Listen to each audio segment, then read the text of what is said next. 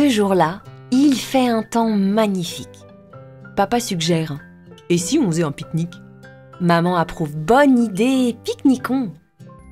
J'ai écrit un mémoire sur l'imaginaire, étant grande passionnée de tous les récits, contes, mythologies qui ont pu être imaginés par l'homme. Et le grand constat qui a été fait aujourd'hui est que aujourd'hui les enfants, leur imaginaire est de plus en plus bridé par trop de représentations visuelles imposées par la télévision, les jeux vidéo, etc. Et que du coup ça bride leur créativité et leur imagination. Je voulais apporter aux enfants un objet tangible qu'ils puissent utiliser en autonomie et qui puissent revenir à du récit audio pour développer leur imagination. Au tout début, donc, je venais de finir mon projet de diplôme et je voulais en faire quelque chose de concret. Et le directeur de Strat, qui est un ami qui s'appelle Dominique Siama, m'a poussé à proposer le projet à l'appel à prototypes de Futur en scène pour avoir les premiers prototypes financés par la région Île-de-France et Cap Digital. Et donc du coup, on a pu produire les 10 premiers prototypes et pouvoir les faire tester par des enfants lors de Futur en scène 2014 avec le soutien du Cube, qui est un centre de création numérique.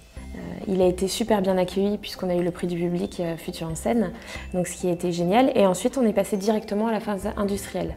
Donc il a fallu démarcher les usines, les bureaux d'études.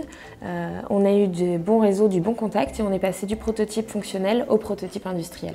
Et enfin, pour valider que le marché et que les gens avaient de l'intérêt pour le produit, on a fait une campagne Ulule où on a pris des précommandes. La campagne de crowdfunding sur Ulule nous a permis de montrer au grand public notre nouveau prototype industriel, donc de montrer le nouveau design et le valider avec eux. Ça nous a permis de bloquer ces 450 précommandes qui, mine de rien, nous ont permis d'avoir de la visibilité auprès de distributeurs et d'attester le fait qu'il y ait de l'intérêt du public. Et puis d'agrandir notre communauté et d'avoir aujourd'hui une centaine de personnes qui sont nos ambassadeurs et qui nous soutiennent au jour le jour et qui parlent du projet pour nous. Et ça, c'est vraiment un plus.